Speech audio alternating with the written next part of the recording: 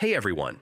In this guide, I'm going to show you how to add and embed HTML code on Google Sites using the updated 2026 layout.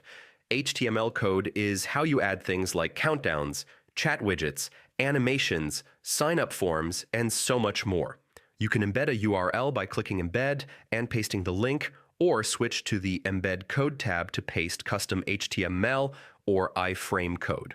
Google Sites supports most embed snippets as long as they're formatted correctly. You can resize the embed box and place it anywhere on your page. If you have a full HTML file, you can upload it to Google Drive, change the sharing settings, and embed it using its share link. If a website won't display, it usually means the site doesn't allow iframe embedding, so you'll need to link to it instead.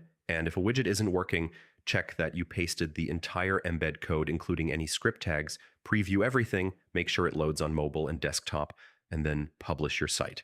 And that's it. That's how to add and embed HTML code on Google Sites for 2026.